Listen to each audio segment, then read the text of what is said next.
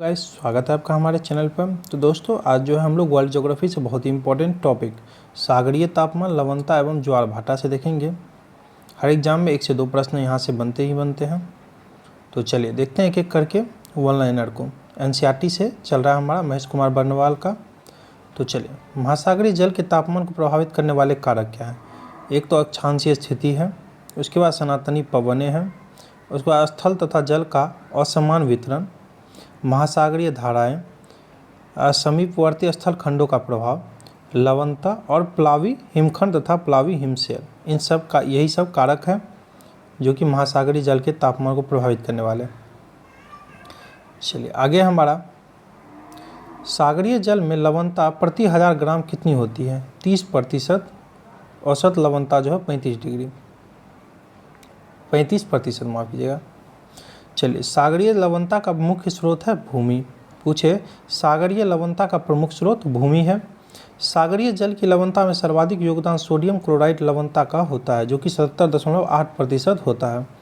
सागरीय जल की लवणता में सर्वाधिक योगदान जो है सोडियम क्लोराइड का होता है जो कि 77.8% लवणता का। ग्रेट साल्ट झील कहाँ अवस्थित है? तो संयुक्त राज्य अमेरिका में। ये बहुत पूछा है कि ग्रेट साल्ट झील कहाँ है, तो संयुक्त राज्य अमेरिका में। नेक्स्ट देखेंगे, विश्व में सर्वाधिक लवणीय सागरीय झील कौन सी है? तो टर्की की वॉन झील है। टर्की की वॉन झील, ध्यान रखिएगा, टर्की की वॉन झील है। अरब सागर के पानी का औसत खारापन कितना है? 35%। अरब सागर के पानी का औसत खारापन कितना है? 35%, ध्यान रखिएगा। जॉर्डन के मृत सागर में औसत लवणता कितनी होती है? 238%। ये तो पहले देख लीजिएगा कि मृत सागर पूज्यता कहाँ है? डेड सी, तो ये जॉर्डन में है और इसकी जो है औसत लवणता 238%। तापमान का क्षैतिज वितरण देखेंगे। उत्तरी एवं दक्षिणीय अक्षांश प्रशांत महासागर, अटलांटिक महासागर और हिंद महासागर का दिया हुआ है। ये इतना इम्पोर्टेंट है नहीं, तो इनको हम मतलब एक चार्ट के रूप में आप लोग देख लीजिए।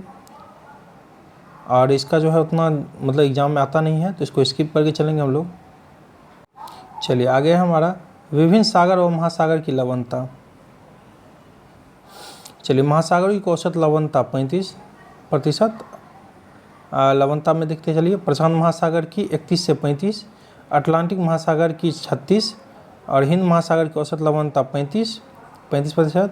बंगाल की खाड़ी की लवणता 30, ध्यान रखिएगा। अरब सागर की लवणता 36। ग्रेट साल्ट संयुक्त राज्य अमेरिका की लवणता 220। अयनवर्ती अक्षांश पर महासागरीय लवणता 38। खुले सागर की लवणता 33 से 37% और कैस्पियन सागर के उत्तरी भाग में लवणता 14%, ध्यान रखिएगा। काराबुगास की खाड़ी में लवणता 33%। लघु व निम्न ज्वार की उत्पत्ति कैसे होती है वो देखिए। सूर्य, पृथ्वी तथा चंद्रमा की लंबवत स्थिति। देखिए, एक तो सूर्य यहाँ पर दिखा दिया है और सप्तमी अष्टमी सूर्य का गुरुत्वाकर्षण बल इधर की ओर लगा रहा है, देख लीजिए। और यहाँ पर जो है पृथ्वी है, सूर्य के गुरुत्वाकर्षण बल का परिणाम बल, और चंद्रमा का गुरुत्वाकर्षण बल इधर लग रहा है, और इधर जो है चंद्रमा दिया हुआ है, तो चंद्रमा के गुरुत्वाकर्षण बल का परिणामी बल लग रहा है इधर। तो देख लीजिए, पिक्चर के हिसाब से समझ लीजिए। जो हमारा मेन फोकस जो है इंपॉर्टेंट पॉइंट पर वो देखेंगे। महासागर में ज्वार भाटा की उत्पत्ति के क्या कारण है?